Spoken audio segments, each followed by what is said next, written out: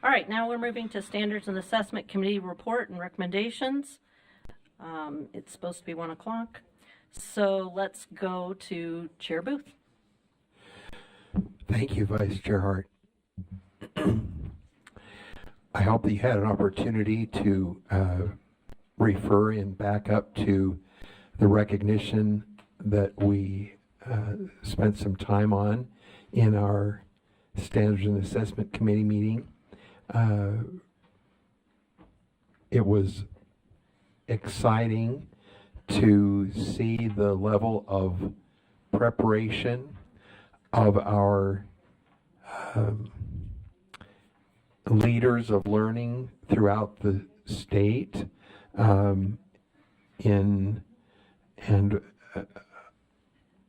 I recommend that if you haven't had a chance as you were preparing to read the recognition on the instructional coaching that's taking place and the number of teachers that are receiving this excellent coaching opportunity and training to become coaches, that you do take the time to read that. Our first action item is regarding supplemental standards for English language arts and has to do with the mythology standards for ELA. And we have a recommendation that the board approves the supplemental standards for English language arts as amended. All right. I see no questions, so we can move to a vote. Voting is open.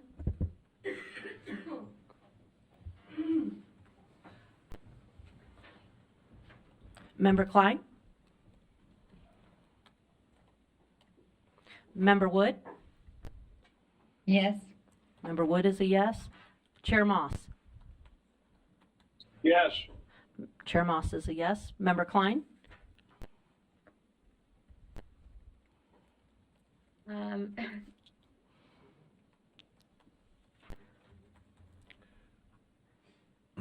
Andrew, did you hit? I'm going to abstain. Abstain? Okay. Klein is an abstention.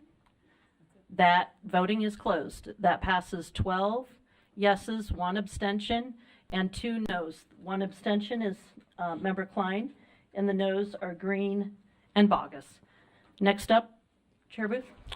Thank you. Our next action item has to do with Utah K-12 Comprehensive School Counseling Program components.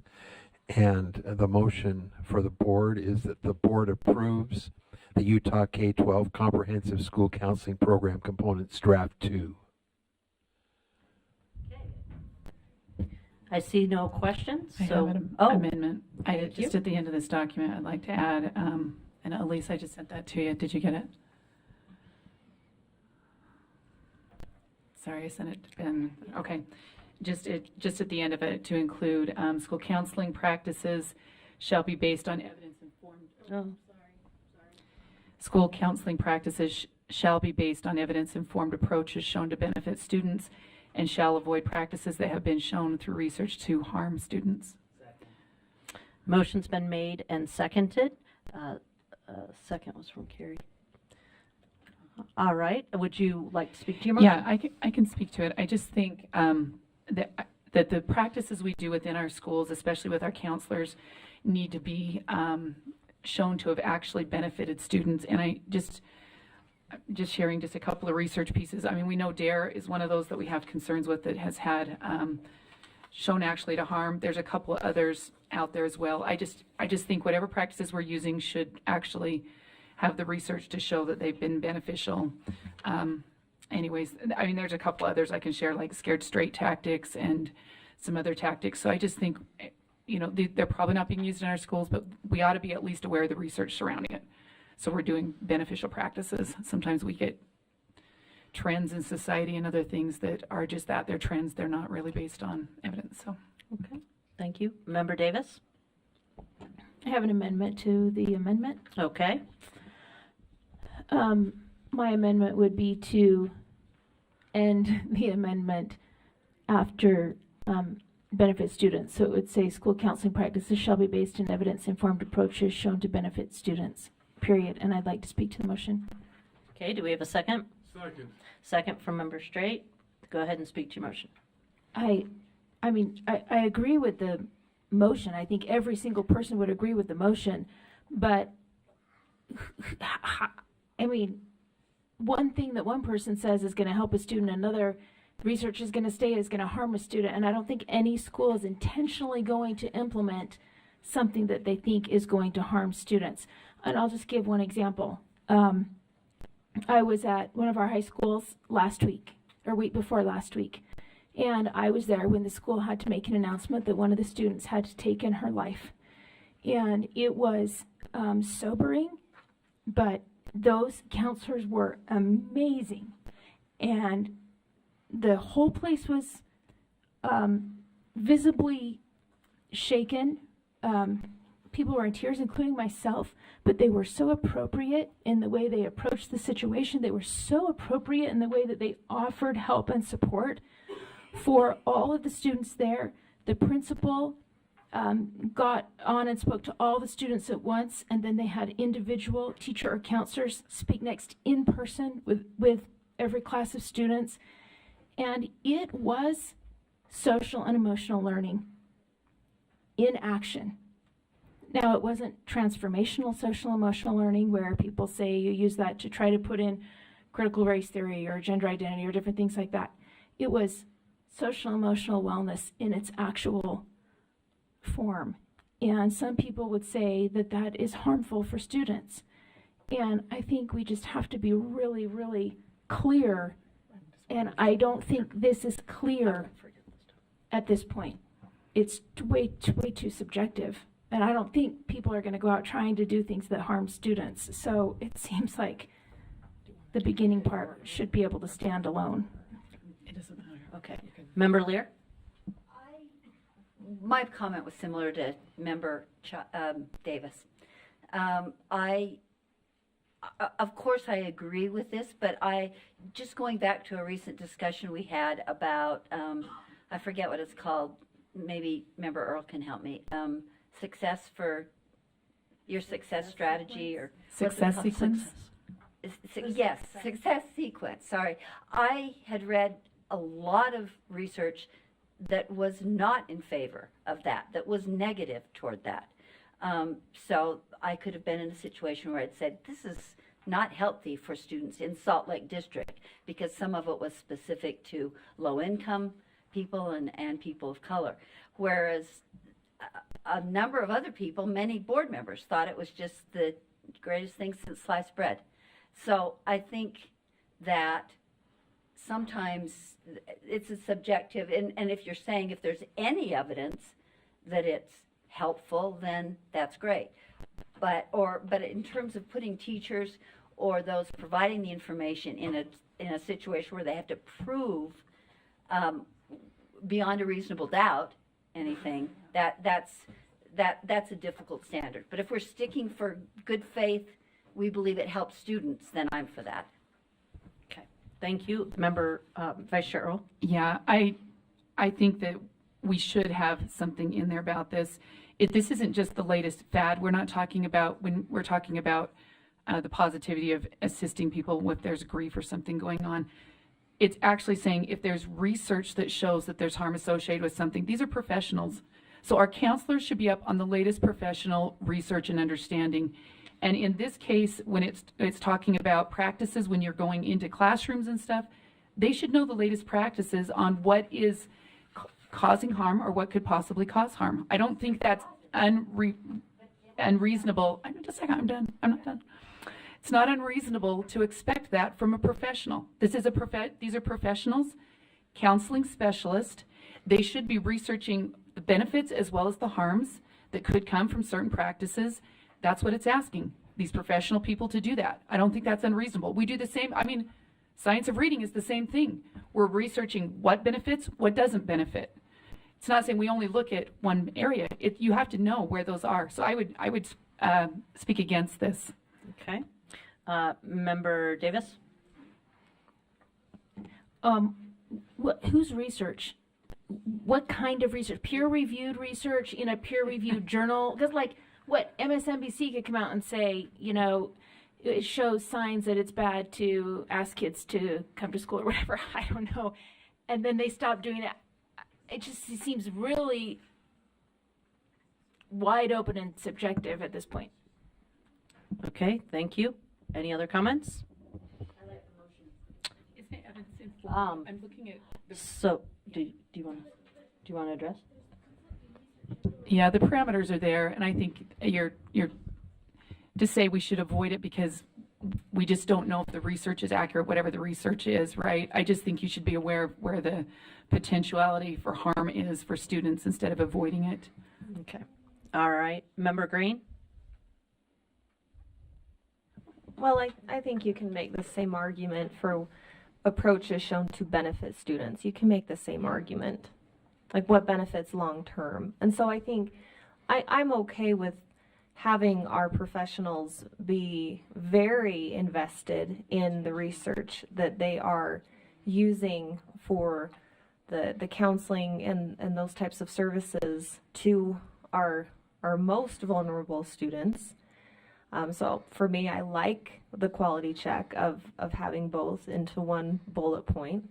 I don't think it harms in any way.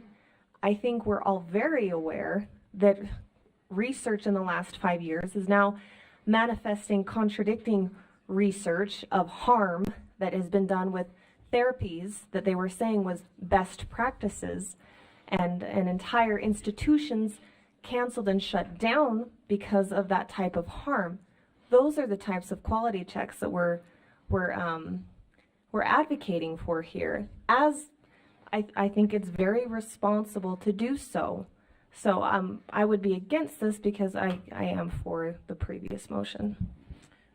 Member Davis? Okay, so it's evidence-based. You're looking for evidence-based research. Just like you're looking for evidence-based best practice, you would require evidence-based, same process you'd go through to get the evidence-based best practice, you'd require to go through the evidence-based harmful practice research. Well, Is that what I'm hearing? I think we probably need to take a step back or a deep breath, because one, they're both the same coin. It's just the opposite side. So I think it's inherent that we only consider evidence that is research that is evidence-based, or at least evidence-informed. But that's always part of the considerations. I think the point here is that we don't simply adopt practices that somebody tells us is a good idea, and we don't take the time to actually look into it and make a decision on whether or not it's beneficial for our students. And by beneficial, it means not harmful. So anyway, Member Straight? Good afternoon. No. 2 minutes. Good afternoon? You're eating up your time. Okay. So, if something is evidence informed to benefit students, is it not also that it wouldn't be harmful, or at least to our knowledge would be harmful? So I think it's saying the same thing, but coming from different directions. So I think inclusive of evidence-informed approaches shown to benefit, I think that's inclusive of what's up there. Thank you. And I see no other lights, so we are going to vote on the amendment. The amendment being to amend the amendment as follows: school counseling practices shall be based in evidence-informed approaches shown to benefit students. All right, please vote. Oh, Chair Moss? No. Member Klein?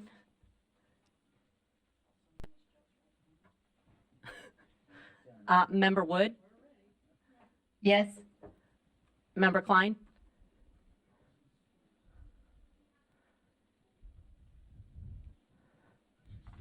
Is she on? Okay. Member Klein? Oh, she's not on? Okay. Oh. We can do that.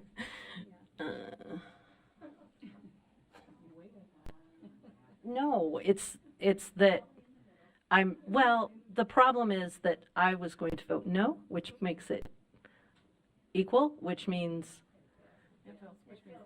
yeah. Yeah, okay, there we go, okay. The motion fails 7-7.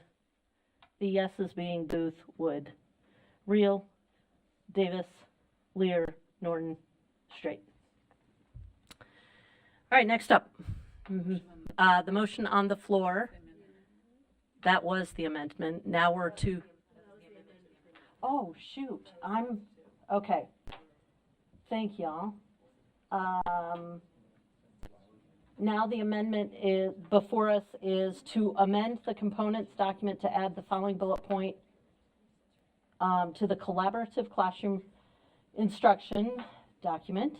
School counseling practices should be based in evidence-informed approaches shown to benefit students and shall avoid practices that have been shown through research to harm students. Please vote. Oh, no. Do not vote yet. Member Lear. I have an amendment to Okay. Are we ready? that. Go ahead. Yes. That would be, let's see. I'm trying to find the shown to benefit students and shall avoid practices that have been shown through evidence-based research, evidence-informed research to harm students. All right. Is that a friendly? Unless there's any objection. Is there any objection to that? Okay. All right. Then. As opposed to what's above. Okay. So what's on the table then is school counseling practices shall be based in evidence-informed approaches shown to benefit students and shall avoid practices that have been shown through evidence-informed research to harm students. Do we have a second? Second from Member Straight. I see no lights, so can we vote? We're voting only on the amendment right now.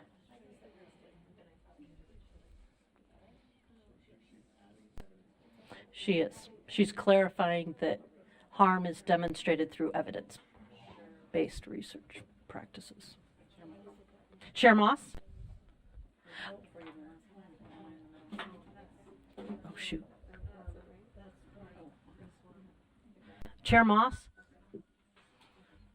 Member Wood? I'm sorry, I'm trying to read the amendment. Is this Lear's amendment? This adds evidence-based to the harm part. Evidence-informed. I will now need to read it because I told you wrong. In Davis or Lear? School counseling practices Sorry. shall be based in evidence-informed approaches shown to benefit students and shall avoid practices that have been shown through evidence-based research to harm students.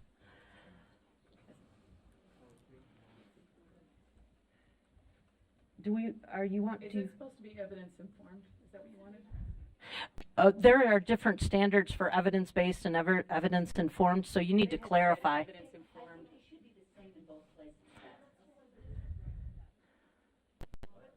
No, this can't be right because that one says evidence-informed approaches that have been okay, thank you. Evidence informed is what they told me when I reached out to them, our staff. Yeah, so this is right. So it's evidence-based, evidence-informed. Evidence-informed approaches, evidence, but do they mean the same thing? No, they do not. Yeah, a quick primer on, they have different standards. There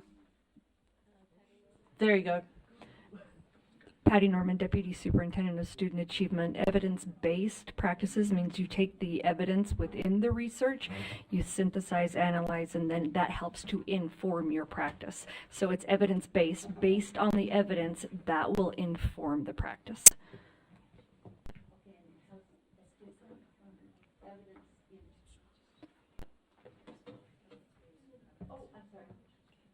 There are different, aren't they different standards in the who's who? Yeah.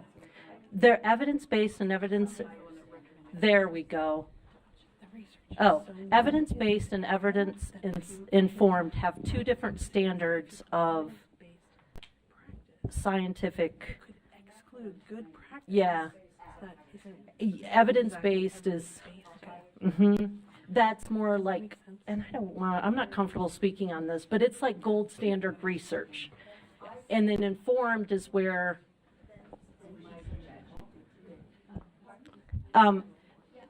it is, but, go ahead. Deputy Norman, did you want to add? If you want me to. Yeah.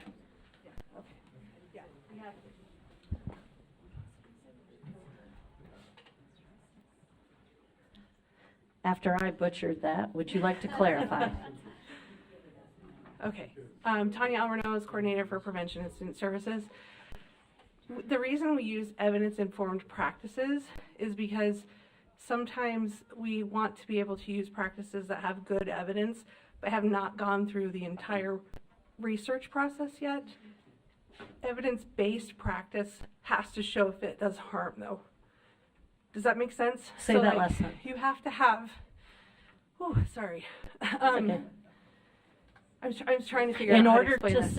In order to say that something Harmful, harmed, then it has to have the higher it has standard to of go evidence, through. correct? Okay. All right. Does the maker of the motion want to change their motion?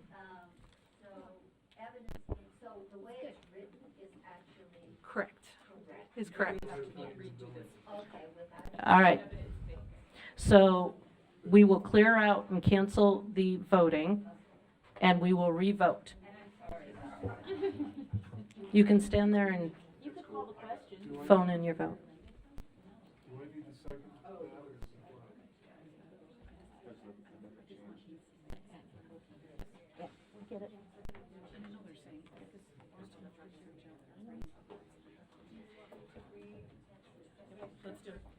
All right, the what's on the table right now, what you're voting on is school counseling practices.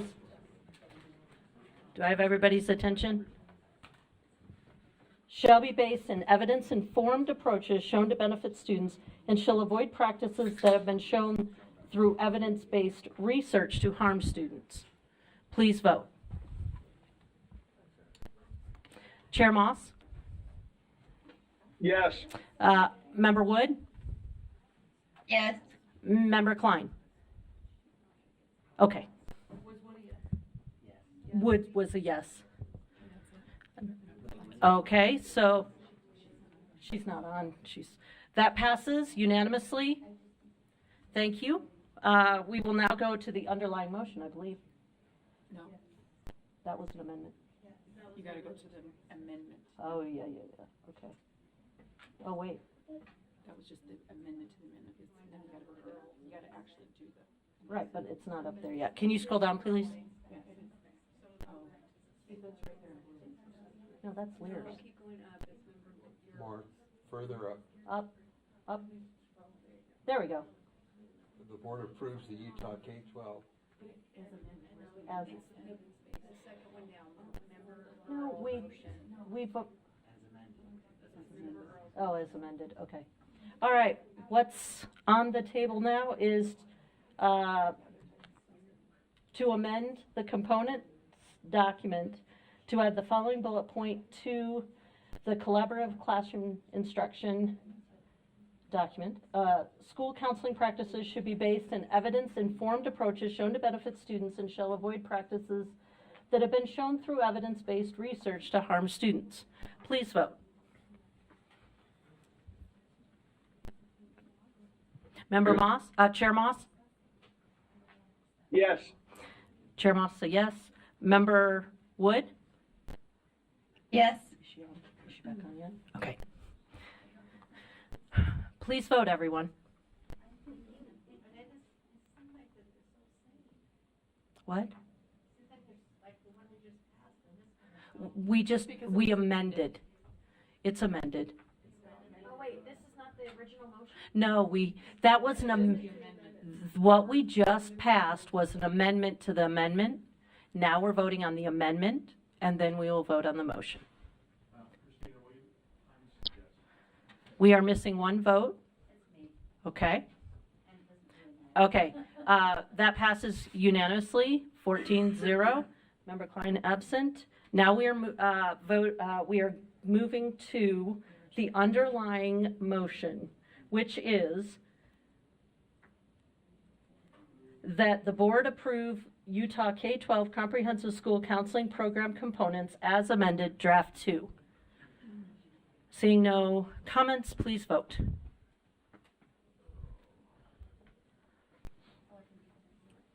Chair Moss? Yes. Member Wood? Yes. Is Member Klein on? Okay. Thank you. We're missing votes? Okay, he's just out. Can't vote by proxy.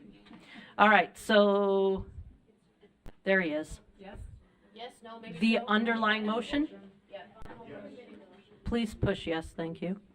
So with a vote of 13 yeses and 1 no, that passes. The no vote being Member Bogus. All right, Committee Chair Booth, next item, please.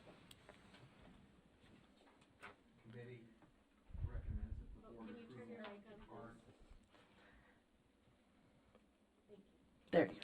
Thank you. The committee recommends that the board approve R277-462 School Counseling Program Draft 3 on second and final reading. Okay. The motion has been made that the board approve R277-462 School Counseling Program Draft 3 on second and final reading. Any comments? With seeing none, please vote.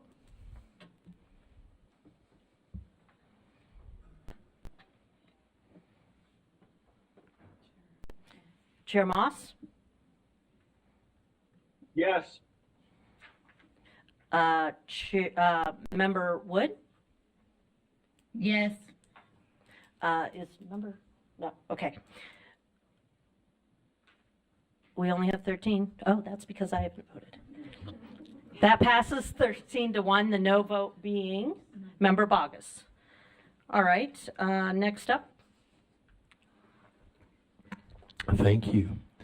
The committee recommends that the board approves the School Counselor Services Document Draft 3.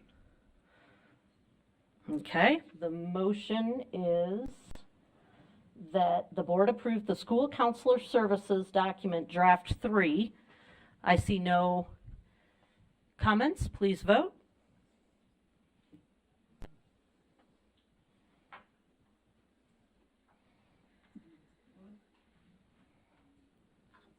Member Wood?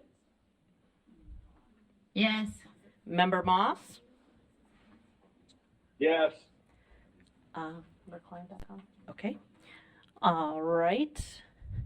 We're missing votes, for real?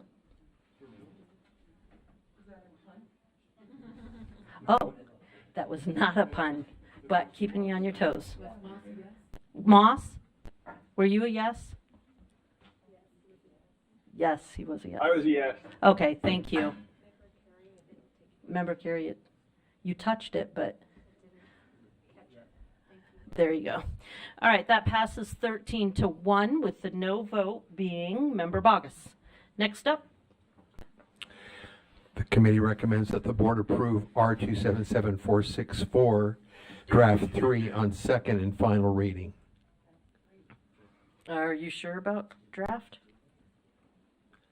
That's what I'm reading. Out of the Is it? What? Draft 2 is amendment, so it is draft 3? Okay, it is confirmed. So the motion is that the board approve R277-464 draft 3 on second and final reading. I just don't have a draft 3 on my. It's here. 2 as amended. Oh, just 2 as amended. So we might want to click that and make sure that it's, No, there is not a draft 3 listed there's not on my document on Civic on Clerk. Civic Clerk. Click on that. Does it say at the top? Draft 2. I just want to make sure. Yeah. So we may have a missing draft. Who does? Are we sure that it's draft 3, or is that a typo?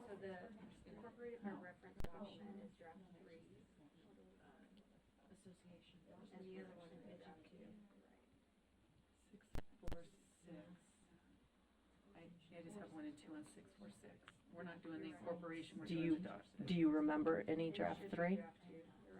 So it's a typo, so it is draft 2, not draft 3.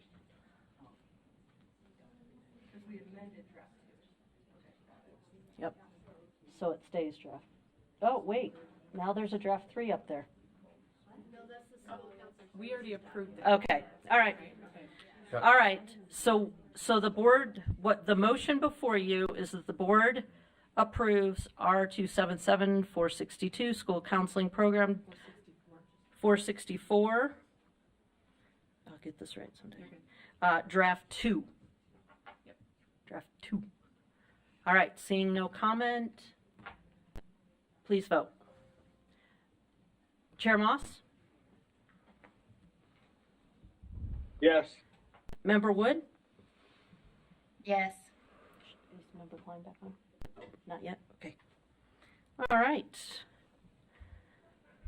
One more. We do? Oh, 14. Okay, yes. That passes a vote 13-1 with the no being Member Bogus. All right, Chair Booth?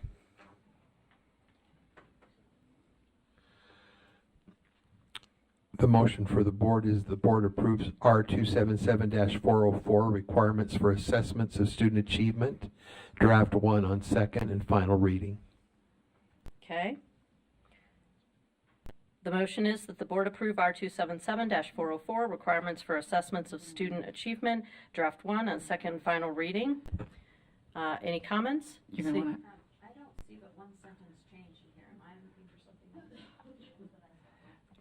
I have a question. I don't know that we can approve the rule until we approve the policy. Isn't the policy referenced in the rule? So we're going to have to approve the rule, the policy before we approve the rule, or we're going to be going backwards. Am I missing something there? Because the policy is incorporated in the rule.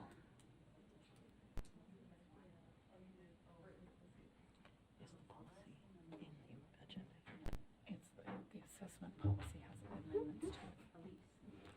Hi, sorry, Elise New, policy advisor. When it went through committee, it was listed as only one item on the agenda, and so in order to maintain the rules, we had to list it as one item on the full board agenda as well. So the motion would be for both things to be moved forward at the same time. So if you're going to amend one, you would amend it now. Yes. Or do I just need to flip the order? We flip the order all the time. You can put them both and then divide the question.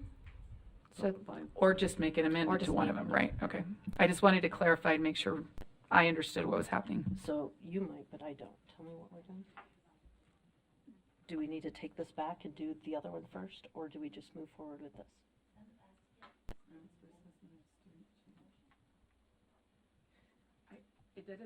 That motion doesn't have both items on it, though. It's all under 8.9. I understand. The problem is it's in the wrong order. If we approve this, we're already Right. approving it. Yeah, so we So need to just- move the. okay. Yeah. Scratch that. Yeah. Sorry, Sorry. just the one before the other is all I'm saying. Yep. So the other one is that the board approves the test ethics policy for Utah educators. Okay. That motion's been made that the board approve the testing ethics policy for Utah educators. Member Carey. Yeah, I'd like to make a motion on the agenda item 8.9.1, which is the testing ethics policy for Utah educators. As I reviewed this in preparation for today's meeting, it makes several references to actions that can be taken by a parent to exempt the student, which I think is fantastic, but I believe that it doesn't comport with 53G 10.205, which also empowers, this was Representative Acton's bill, which empowers the student to have a right of conscience as well. So I believe that not only should the parent have the right to exempt, but also the student, him or herself, could exempt. And so I would just like to make a motion that 8.9.1, the testing ethics policy for educators, be brought in compliance with 53G 10-205. I did speak with Ben Rasmussen on this. I don't see him in the audience, but Yeah, your second, okay. Is this how we would word this, or do we actually have to use the words that would bring it into compliance? I think both are possible because it's a technical change. Oh, okay, I got you.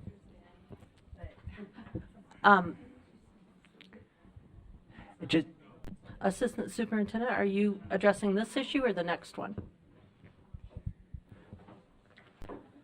Assistant Superintendent of Student Learning, State Board of Education, Darren Nielsen. I only heard one, and that was the reference to 5310-205. So if there was another question, I'm not prepared to address that. But Okay. Did we get an answer to that? no, it's my understanding that 53G 10-205 would apply to this policy, and that I'm sorry, to clarify my question, can we word it this way, or do we have to put in the actual words that would make it that's different. than- address, Yep. like in line? Can we just say that we're going to, in a motion, that we're going to align it, or do we need to actually align it in the verbiage? yeah, I think it's staff's opinion that this doesn't contradict the 53G 10-205, but is aligned with 53G 6-803, which starts out with the student's parents, the primary person responsible for the education of the student. And the policy then that's been in place since prior to 205, to Board Member Carey's point, is designed to facilitate communication between the school and the parent, and bring order to the process of parental exclusion, which is identified in that 53G 6-803. Okay. Even in 53G 10-205, we know students can refuse to participate in any aspect of schooling, and we see that with state assessments as well. Outside of the process that's been identified in 404 under the guidance of 53G 803. But even there it says if a student decides to opt out of participating in any aspect of school, that the school shall promptly notify the student's parents. So even there's a connection back to the parent. This policy, again, is designed to facilitate. I think, I wasn't here when the original testing ethics policy was organized by the Board of Education at that time, but it seems to promote home communication with the school in an orderly way for overseeing this administration of statewide assessment. Okay. Vice Chair, if I may. Yeah. It's my understanding from reading 53, and I understand that the code that you're citing, 803, is about building this relationship with the parent, fostering communication. But I think that 205, one, because it's written later, and I don't think they're in conflict, but 53G 10-205 specifically states, a student may refrain from participation in any aspect of school that violates a religious belief or right of conscience of the student. Throughout this document, we only acknowledge that the parent has that right, when really 53G 10-205 also gives the student that right. So to the extent, for instance, it says here, students are not penalized who have been exempted by a parent from a statewide assessment. Well, according to the interpretation, as I understand, as you're saying it today, well, if a parent exempts, then the student can't be penalized. But if the student, him or herself, exempts, this doesn't protect the student from that penalty. So throughout this, we say the parent may, which is accurate, but because of 205, don't we have to add the language that says, and again, there's no numbering, so it's difficult for me to reference, but on page 4 it says, based on a student's score on a statewide assessment, or because the student was exempted by a parent from taking a statewide assessment. But 205 says it's not only the parent that has that right now, it's the student as well. So shouldn't this language be updated to bring it in compliance with 53G 10205? Chair, may I? Absolutely. Yeah, and I'm just offering an opinion. It's the board's discretion of whether you choose to update the language. The 53G 10205 also prohibits penalizing or discriminating against a student for refraining from participation in any aspect of schooling as well. So the protection for the student, should they choose to refrain from participating in statewide assessments at any time in the process, and protection from them is also there. Whether this board deems that needs to be included in the testing ethics policy, would be up to the board. Okay, thank you. Did you have a follow-up? Okay. Member Lear? Yeah. I thought I heard, I wanted to make sure if I thought what I heard Darren saying was something, and I just wanted to clarify if what I heard was right or if I just wanted to hear it that way. So what you're saying is if a student wants to be exempt, that should come through the parent. Is that what you were trying to explain earlier, or is that not accurate? Is it okay if I ask him that? Molly? If the student chooses to, if the student wants to not take the test, I'm trying to think, I've lost the word, refrain from taking the test, then that should come through the parent, rather than just have all of a sudden 10 fifth graders say, I don't take that test, and 9 more saying, I don't either. Why am I taking this test? That seems to me to breed chaos, whereas if it comes through the parent, that's still allowing the student to refrain, but it happens in an orderly fashion. Was I just wanting to hear you say that? Well, I would. And I'm not trying to ask you a loaded question. Yeah, either, no, but I'm I just buying can't time while see- someone looks it up I just in the can't law, see- I just but can't- I can don't see think the- it's. I can I see- don't. I would not be doing a parent's justice if I didn't talk to them about their child opting out. I don't think most fifth So- graders can articulate a right of conscience. This is what it says: when a student refrains from participating in any aspect of school that violates the student's or student's parents' right of belief or right of conscience, the school shall promptly notify. So it's a notification. I don't think it's a student could refrain at the moment from something, but then they'd notify the So you parents stop that the they test refrained. midstream and say, hey, No. hold the phone here. We got to You call a gotta proctor call and some they parents. walk them to the office. Got to call some parents. Got to call 10 parents and see if these kids can refrain. Is that what you're saying is realistic? It's What not I'm saying is this is what the law is, that if Well, a that's- student for right of conscience says they don't want to participate in something, then But they what have if- the right of conscience not to. A parent would be notified. But what if he can't? Parent would just after the fact say, or does the I don't know, student- maybe does Angie the or student Michelle could have weigh to in on that. does the I'm not an student attorney, in the but moment- I'm just reading the law. Hold on. But does the student in the moment have to say, I'm abstaining based on right of conscience? He doesn't even have to say that. He just says, I'm abstaining because I'd rather go out to recess. We could do this all day long. I We're know, not I going to just do think this. this Let's is just bizarre. stick with what we've got as a motion, and that is that the board amend the testing ethics policy for Utah educators be brought into compliance with 53G 10205. Is there a dash or no? That's it. That's the Oh, there's a dash. Okay. Is that not your motion, Member Kay? It is, just at the end. Go ahead. Oh, I'm sorry. I'm not. Just at the end, I was saying by adding language to right by acknowledging the right of conscience of a student, I just, or that's even much better. Whoever's typing, thank you. Member Davis? Yeah, thanks. No, you're. Am I remembering correctly that there's a law that says for end of year testing specifically, you cannot use it on the academic grade? Then why do we, I mean, I can see where the Acton bill comes into everything that can be used on the academic grade, but why would it be on this if this can't be used on the academic grade.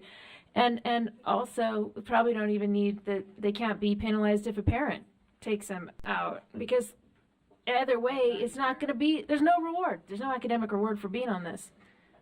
We don't need either one, because they're not getting anything anyway, except practice for the ACT. Okay, so we are discussing right now the amendment. Let's discuss that and deal with that item first. Member Bogus. Oh, you're red. Oh, thank you. So sorry, I was waiting for it. I went cross-eyed. I just want to speak in favor of the motion. A couple things that this code says is that a student doesn't have to explain it, but they will have to explain it to their parents. And I would just offer that freedom is messy, and if we don't want our students opting out for right of conscience, we should move to build a system that doesn't violate their conscience. So those are just my thoughts. Thank you. All right, seeing none, what's before us is, it wasn't there a minute ago, but it is now. Member Straight. And then Member Davis, are you? I just have one more thing. Okay. I think that I don't think it matters one way or another, but I think we need to say, to say in the motion that it be brought into compliance makes it sound like we're out of compliance with something, and this is not out of compliance with anything. The students get no academic reward for doing this. So I'm fine to vote on this, but I just want to make it clear to the public that we are not saying that we are out of compliance. This happened recently in another rule of ours that was not out of compliance, but a couple of pieces could be added in that were in another part of the law. So I just want to make it clear.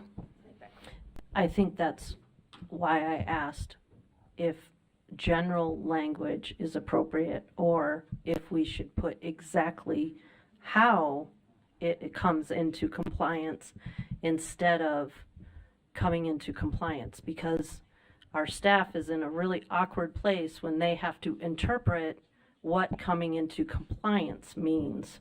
But but this is the motion, and this is what we will work with. Member Straight.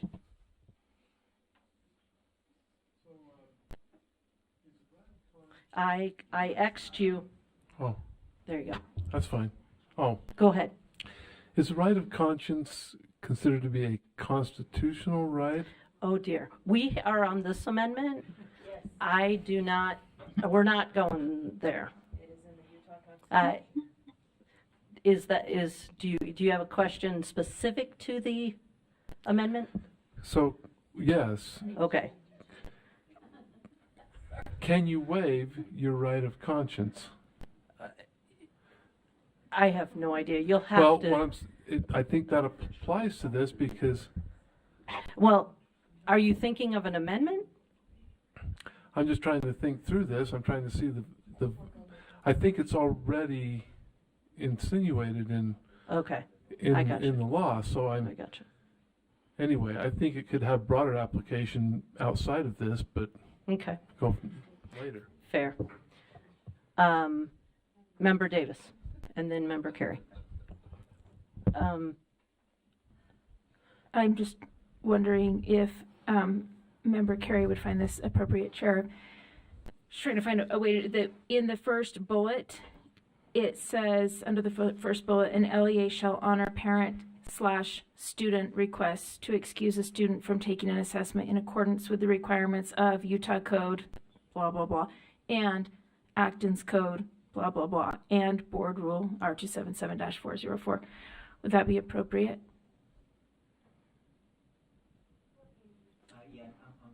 It's on the first bullet, under You can during have 15 testing. seconds to think about it. Under during testing. Oh, okay. Could you Because repeat that? under the first bullet, under during testing, Mm-hmm. if that would be an appropriate place to say,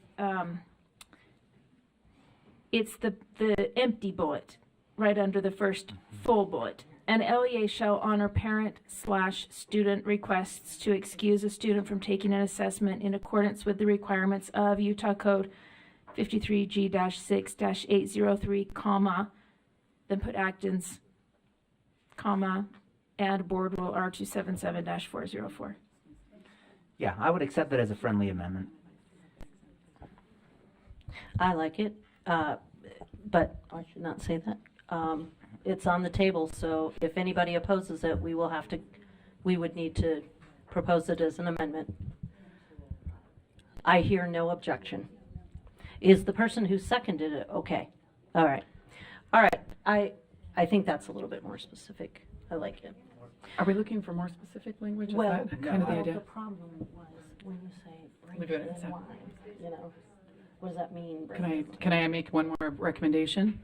So down on where it says licensed Utah educators shall ensure that, it says students are not penalized who have been exempt. Just strike by a parent. So it would just be exempted from statewide assessment. So it could be, if they've been exempted, it could be a couple of different ways. And Jenny, Yeah. where is that? That's under licensed Utah educators shall ensure that. It's the next group Oh. of bullets. Yeah, so it's the third bullet in there, just striking by a parent. Just so we're helping staff get the, yes? She's not online. I know. Me too.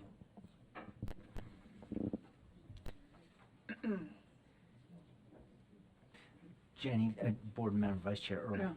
The only problem with that is if you go to the page 4, under Utah LEAs and licensed Utah educators may not, Yeah, then it says because the student was exempted by a parent. So do you create confusion within the? okay, well, if we want to, we can leave it Does there. that make sense? Yeah. Like then it's like, All right. Okay, all right, we're good. I'm just trying to find, All right, the motion on the floor is that the board amend the testing ethics policy for Utah educators, explicitly adding language regarding 53G 10-205 by adding language to acknowledge a student's right to refrain as follows. An LEA shall honor parent/student requests to excuse a student from taking an assessment in accordance with the requirements of Utah Code 53G 6803, 53G 10-205, and Board Rule 277-404. can I Are we suggest? including this thing or no? No, Okay, but just a technical, instead of parent/student, can we put parent or student? okay, let's change the slash to an or. Thank you. You're welcome. All right, that's on the floor. We have no comments, so we can move to voting. Voting is open. Chair Moss. Yes. Member Wood. Yes. Member Reel. Yeah, Yes. she said there she is. Will you punch your button, please? And is Member Klein back yet? Okay. All right, then we are missing, Wood said yes. Oh, her button pusher left. Will you push her button? Yeah. whose button did you want me to press?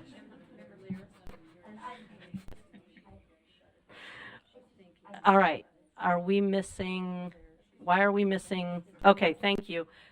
With a vote of 13-1, that passes, the no vote being Member Lear. All right, next up, Chair Booth. Do you have any more? Oh, no, sorry. You're right. We need to, hold on. We need to now go to the underlying motion that the board approve the testing ethics policy for Utah educators as amended. This is the underlying motion. Please vote. I have sorry. I Back, didn't know sorry. you're back. Okay, Member Klein? Yeah, I just wanted to make an amendment and change the and to or before board rule R277404. We're not there yet.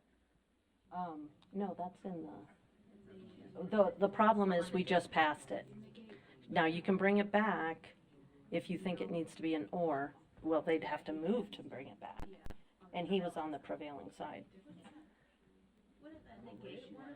You don't want to negate and give a chance to negate one of the board requirements.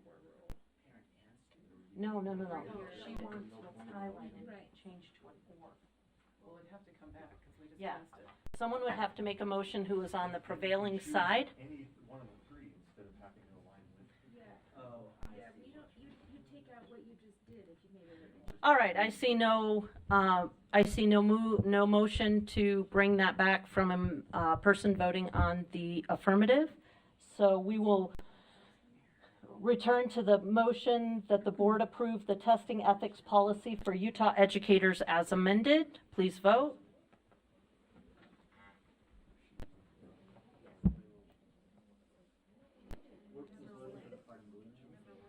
Member Wood? Yes. Chair Moss? Yes. Member Reel? Yes. Member Klein? Yes. Okay.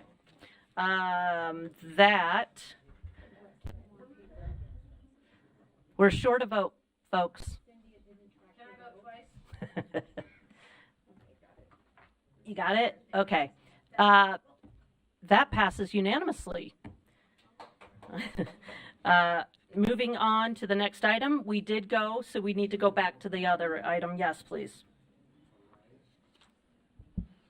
We're going back to action item R277-404, requirements for assessments of student achievement amendment, where the recommended action is that the board approves R277-404, requirements for assessments of student achievement, draft 1 on second and final reading. Okay, the motion is that the board approve R277-404, requirements for assessments of student achievement, draft 1 on second and final reading. Seeing no comments, please vote. Chair Moss? Yes.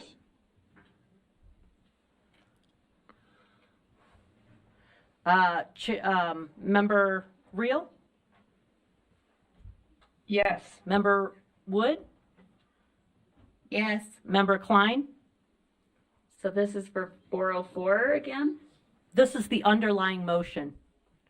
Yes. Yes. Yes, she voted yes. So that is unanimous. All right, thank you, group. Now moving on to the next item. I believe that is 406. everything. 406?